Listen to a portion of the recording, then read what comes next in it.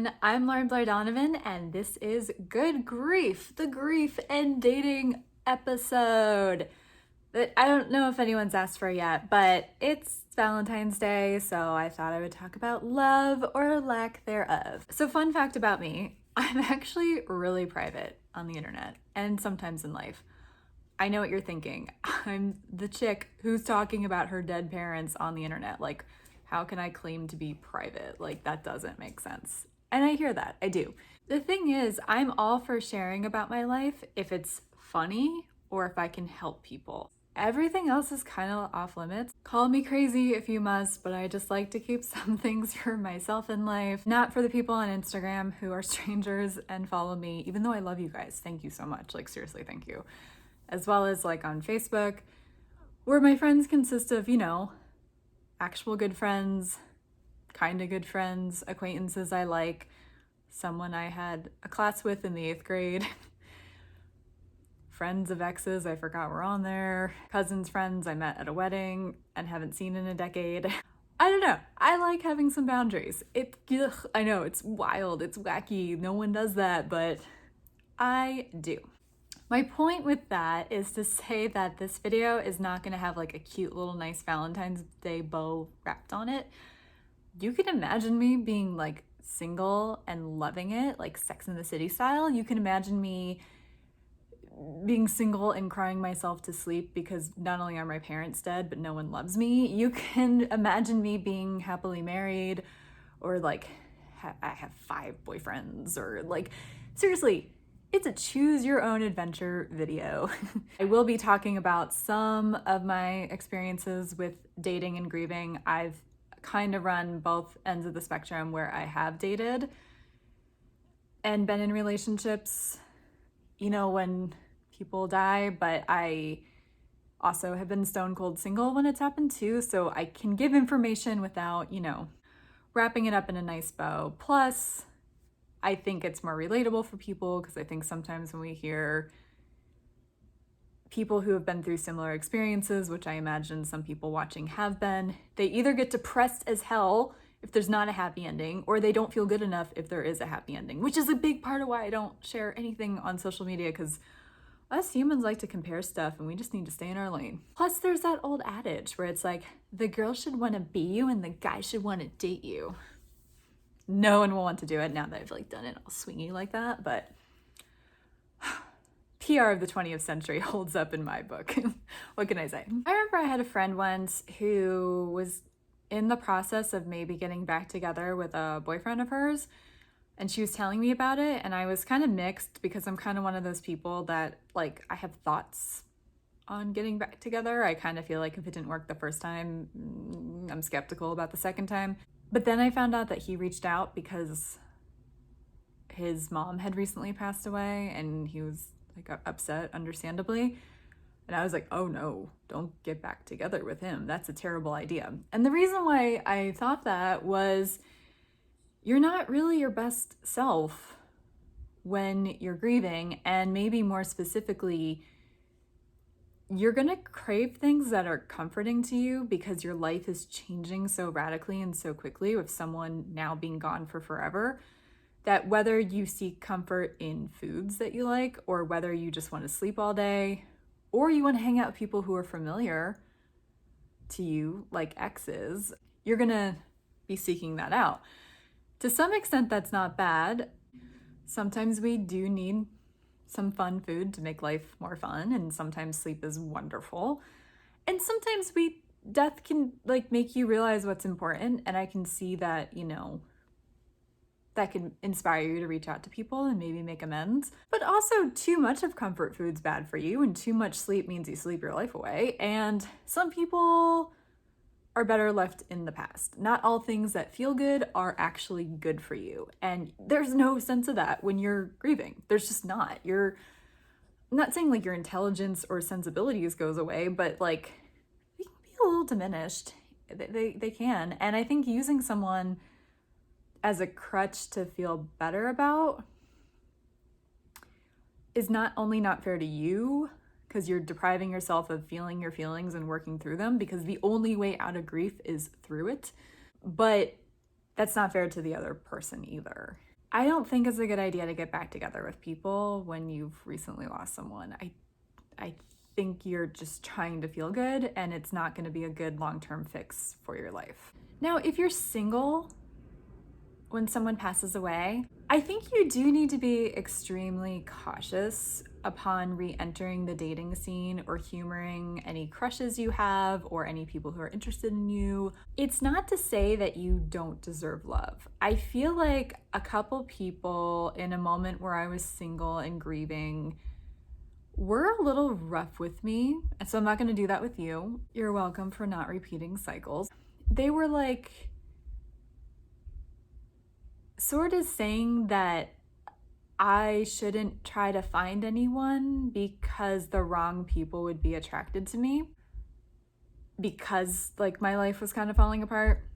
I don't think that's like inherently wrong. I think there is something to water rising to its own level. And sometimes when you're very vulnerable, predators find you. It's a messed up law of the universe, but it does seem to happen. But I say this for you to tell yourself this, to tell your friends who are grieving this, and just listen to me tell you this. If you feel alone in the world because you've lost people that are important to you and you hope to get close with people and maybe like start a family, like find a partner for life or maybe eventually have kids with, that's not a wrong feeling. So like, don't tell your friends who are like maybe grieving a family member or something that they shouldn't go looking for love because they're not going to find it. That kind of reads as like they don't deserve it, or they're such a mess no one would love them, or no one good would love them.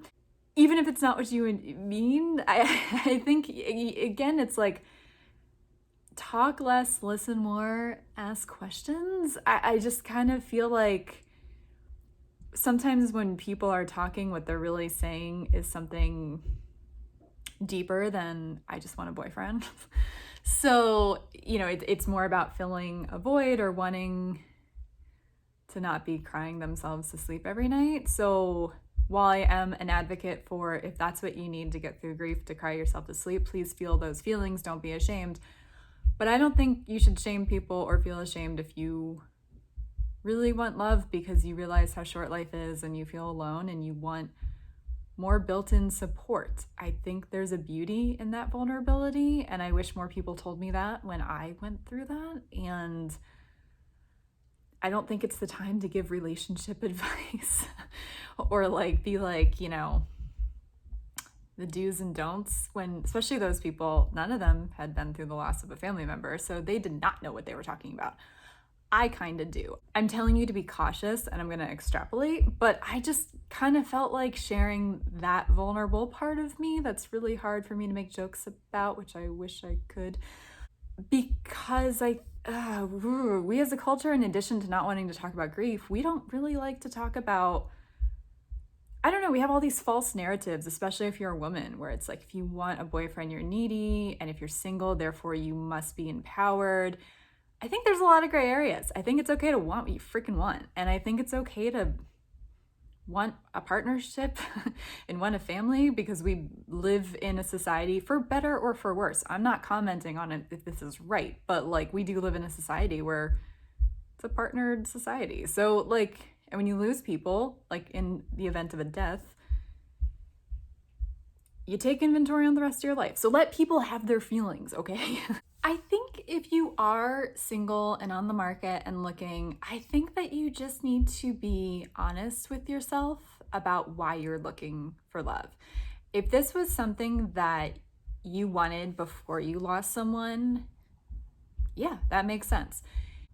If you were like fine with whatever single life you were living prior to the death of a parent or a sibling, and then post that death you were like, dude, I need to find a boyfriend, or I need to find a husband or a wife or a girlfriend or a partner, whatever terms apply to you, I see you all, you're all valid. I think you should maybe take a step back, because I think maybe you're acting from a place of fear as opposed to a place of genuine desire. I think the long and short of it is, even if you happen to be single and you happen to find your dream person, let's say like 3 months after the death of a family member, it's nice work if you can get it, and I'm very happy for you. But I think that no matter what, your life is going to be really hard for at least the next year, because grief is a monster and not a fun one. And you're going to have a lot of complicated feelings and a lot of misplaced feelings, and a relationship is not necessarily going to fix that. So I think it's really important to be mindful about that.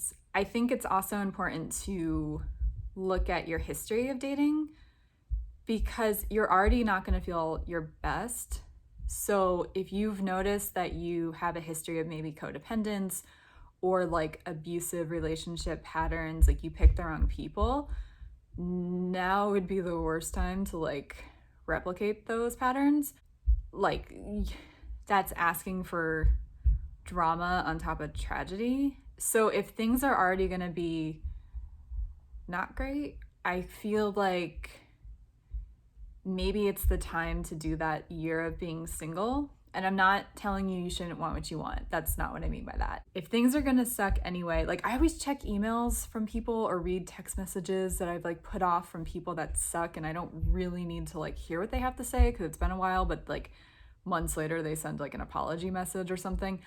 I always put that off until I'm having a really bad day because it's not gonna get worse. So it's like, cool, let's see what this weirdo has to say. It's like, if you're already grieving the loss of a loved one, maybe be single too if you have a bad relationship history, because you can work on that while feeling all the feelings and maybe come out of it a more well-adjusted person. Grief is terrible and it's like one of the worst things that can ever happen to you, but at the same token, I feel like I'm a better person, and I feel like I'm a more present and mindful and appreciative person. And that directly impacts how I choose who my friends are, how I've navigated my romantic life post-grief, just how my work ethic, how I have compassion for strangers. Like, that's a whole video for another time, but grief is terrible, but it can make you a better person if you let it. So this is a year to be selfish. If you are single and you need to work on yourself, like, don't look at that as a bad thing. It's a neutral thing. It's just where you're at. Like, we're all at different places at different times in our life, and the cards kind of fall not fairly for really any of us. And I think just acknowledging where you're at in life and where you need to be is a beautiful thing. And I don't think that you should have judgment for yourself with that. And I think you just need to do what's best for you, but you need to be honest about what's best for you in order to do that. So yeah, that's you. Go to therapy, read self-help books, journal, whatever it is, get the gunk out, and then come back to the dating scene when you're, good and ready, and like, look out, world, because you're probably gonna do way better. Like, it's gonna be fun. If that's not you, if you have the sincere motives, I just would say, like, proceed with caution. Dating is hard under the best of circumstances. And adding in, like, the death of a parent doesn't make it easier. Sorry, don't shoot the messenger. I think dating's hard because, like, you're getting to know a stranger in like a really intimate way. And I just don't mean like physically, depending on how fast or slow you go. I just mean it like you're asking questions you don't maybe always ask, like with like friends, like getting to know friends. And you're trying to like assess each other to see if you're good, compatible matches. And you're by default judging each other, even though it's not negative judgment exactly. It's still like discerning if someone should be in your life. And you could be on like a third date and you could be at a restaurant and suddenly like a song starts playing and it's like, your dad's favorite song, and then you start crying, and that date, because it's only the third date in, they don't know everything about you. So like, even if they know your dad died, if you were honest about it, it's like they're gonna think that like you're unstable, and maybe you're not. You're just going through a phase of grief. Grief is a monster because like things pop up like that all the time. Like, you just don't know when you're gonna have a reaction to something. You don't know when a song is gonna play at the restaurant or the Target that you're at. You don't know when you're gonna see someone walking down the street that reminds you of your newly deceased loved one. everything's a landmine when you're grieving. Like, you could be fine for like weeks and then something will set you off. And if someone doesn't have the context to like what you're going through, they could judge you unfairly. And that's not right, but that is human nature, and that is kind of the name of the game with dating. So make sure you're up for that. And again, just be really honest with yourself. Like, if this will give you stories and you're gonna laugh about it and your ego's not that deep, go do it. Go cry on that third date. Do it. But if that's gonna like crush you, if you think that you found the right person and that they like might not be seeing the best version of you, I don't know. I don't want you to have that heartache. Also, be really careful about your taste in people when you're dating, because there is truth to the whole water rising to its own level thing. There are narcissists or just predators that are gonna see a wounded puppy and get excited for all the wrong reasons. There's gonna be people you could attract that also have their own wounds that they have not yet dealt with. I think a lot of people, it takes a long time to deal with their traumas and tragedies. And if they meet someone who's in like a chaotic form, which grief by default kind of is, no judgment, just it is a really chaotic time in one's life. Like, I'm not saying that like two wounded people can't find each other and heal amongst each other. I think that's a beautiful best case scenario, and it's far from impossible. But chances are you might just keep picking at each other's wounds, and you guys could be both lovely people, but it's going to be a bad time and it won't like end well. So just, this honestly doesn't even just have to be about grieving. I think people in general, like, you know, have wounds that we keep picking at without giving a chance to heal or having the proper tools to know how to heal those wounds. So none of us are born doctors, guys. I don't know. Be as honest with yourself as possible for what you're up for and the kind of people you like and the kind of people you're meeting if you are in the dating market, and just try to be as aware as possible, because I want you to have a good time. I don't want you to have a bad time on top of a bad time. I think it's also important to be honest with your dates that you've recently gone through this. Like, you don't need to give like all the details. You don't even need it to be like the first words out of your mouth where it's like you're on a first date and they're like, hey, so what have you been up to? And you're like, oh, you know, just buried my dad on Tuesday. How about you? Don't do that. Like, that's too much, especially without a context of like not knowing you. Like, you know, like less is a little bit more for sure. But like, I think there's still a graceful and time appropriate, relatively in the beginning of knowing someone, way to say like, just so you know, like I've recently lost blah, blah, blah, whoever that is. I'm still figuring out how this is going to be for me. And I have been told that grief can be a roller coaster. I just ask that if you're not up for someone who's going through something, we should just be friends or pick up 6 months or a year from now. Or please try to give me the benefit of the doubt if it feels like I'm overreacting to something or if I'm crying a lot. Please ask questions so that I can explain myself and realize that I might not be my best self. But if we get through this, I'm only going to be a more fun person in the future. So you'll be seeing the worst of the worst. So it's like weirdly honest, as opposed to lying to someone for 6 months about how wonderful you are when you're secretly like not wonderful. So see what they say about that. Results may vary, to be fair. I think everyone deserves love who wants it. And I think that sometimes you meet people, whether you're trying to or whether it just happens, at times that feel a little bit complicated. So I don't buy the idea that like, you know, you just shouldn't do it at all. But again, honesty is kind of key with all of this. I would say even be really cautious if you're in the mindset of wanting something more casual, just because we all have egos and we're all fragile. And as much as like casual does not mean secretly people are in love with people, and I totally believe that, but it's like, again, you're not going to be feeling like your best self. So while you might not be heartbroken if like someone's not responding to the hey you up text, or like, you know, whatever it is that, you know, your bat signal is, I don't know. Guys, I've never had a booty call. I am a serial monogamist. Like, that's just how I roll. Make fun of me all you want for this. I don't know what I'm talking about. But I will say that the few times I've attempted to date someone knowing that it's not going to be a long-term thing, which I have done, yeah, my ego can still kind of get hurt, or I can still be fragile if I'm like, you know, being talked down to, or being like, not communicated with effectively. I think there are just certain things to interact with humans, whether it's platonic, whether it's a little more than platonic, whether it's a romantic fairy tale, whatever it is. I think that humans are terrible at treating other humans with grace sometimes. And so just all this applies to all the situations, is what I'm trying to say. Just be cautious with yourself. Love yourself no matter what. And I don't mean like in the dirty way, although sure, that too, but just love yourself enough to put yourself first and know what's best for yourself, because future you will be so much happier with the decisions that you're making now than if you're just reacting or acting out of emotion or out of chaos. So you're going to have enough emotional moments. Try really hard to listen to your brain and try really hard to be honest so that you are a happy camper in the future. And finally, if you're already coupled up, I really hope you have a supportive partner already, because if you don't, problems will become more exasperated and you're not going to be your best self, and they're going to be reacting to you not being your best self.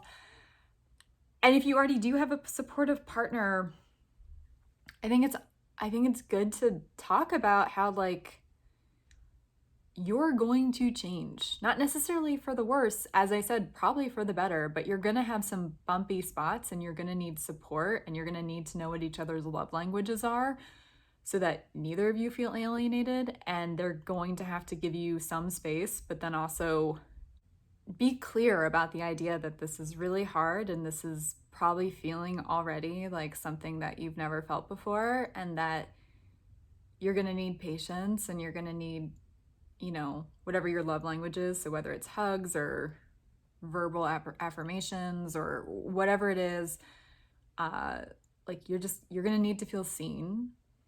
And honestly, if you're like in a serious relationship and it's not like just a few months in, which can be serious too, actually, no judgment, I don't know, it wouldn't be the worst thing to start to get to know a couples therapist, not because you're going to be doomed and likely like splitting, but because it might be helpful to have a mediator help you express how you feel, but also have your partner feel seen, because, they're going to be taking on the task of trying to make you happy, but they're still a person who has needs. And, grief is a long journey. So they're going to need to feel seen over the course of a year or so. It's not the worst idea to just preemptively start talking to a therapist to make sure that like you guys don't have unnecessary fights or fights you can't recover from. Because if you are a strong couple, that's nice work if you can get it. So make sure that you keep it, Therapy doesn't mean you're about to implode. Therapy can be like preventative work, like going to the dentist, even if you don't have a cavity, like let's normalize that too. And also, here's the thing, final thoughts. Look, this is a time that's about you. It is. It's one of the most extreme things that you're going to go through, and it's going to change you. It's going to suck. I'm not going to like pussyfoot around that. And as much as people should cater to you, because this is extreme, it's literal life and death. But that said, other people are real humans, and they have thoughts and needs and wants and vulnerabilities and egos. And if you are with someone, or if you're looking to date someone, you still have to remember to try to treat them like a human. Yes, please put your needs first. Please don't be with people that diminish how you feel or belittle what you're thinking or feeling. But also, it's a time to practice grace under fire, if you will, and not be a martyr. That's not right. But just remember that other people have feelings too. I don't really know how to explain it. Like, this is like a funky thing to like talk about, because it's like, I'm on your side if you're grieving. Like, I'm totally on your side. But I think it's just important to remember that other people are not just here to be at our service. We might be the main character in the sitcom that is our life, but the side characters are very real, and they're the main character in their own sitcom minds. They need to give you more slack than you give them. That's a fact in my world. If you're going through grief, that should be 100% a law. But don't forget to try to throw them a bone once in a while and remember that they have feelings. And if you're single and looking to date, it's just more the reason to make sure you're dating for the right reasons, because don't use someone to feel better about yourself when like someone else is a real person and they're gonna need someone to want them for the right reasons, just like we all deserve. So happy Valentine's Day. Happy Grieving Valentine's Day. Complicated topics, because these are definitely not, I think all these are good ideas, but I think every situation is so different. So it's so hard to have like blanket cookie cutter statements that will apply to everyone. And I don't mean to ever ignore nuances. It's just, we need to help ourselves. We need to be honest with ourselves. We need to be kind in how we give advice, and we need to be kind to others. But we need to put ourselves first if we're grieving. I'm on your side. Happy Valentine's Day. I hope this wasn't too depressing. I hope it was helpful. But honestly, Valentine's Day is a stupid ass holiday. Please let me know about your experiences if you're not as private as me and want to share about just different things you've been through with grieving and love or lust or dating or marriage or divorce or whatever, because I am just the vessel that's trying to be like, hey guys, let's talk about death. Like, let's talk about death. And other people's opinions who've been through it are valid too. So let's be a team and make this normal. Team make death normal. Team make death normal. Woo! Okay, I've clearly had my Wheaties today, so I'm going to get off. Please follow, like, comment, share, especially if someone could benefit from these videos, because I really do want to help people. I feel like every day I hear about someone else losing their parent or losing someone. I don't know if it's the times because we're in a pandemic, but I feel like not everyone I know has who has lost someone because of COVID. Some have. It's real, guys. Sorry, it's not a hoax. But I've also known people that have died of other causes this year. So it just feels like everyone's so upset, guys. Let's normalize this. Please share this. And please follow me, Blairosaurus Rex, because I am a dinosaur. I'm Lauren-Blair Donovan. Thank you very much. I appreciate it. And I will talk to you guys soon. Bye.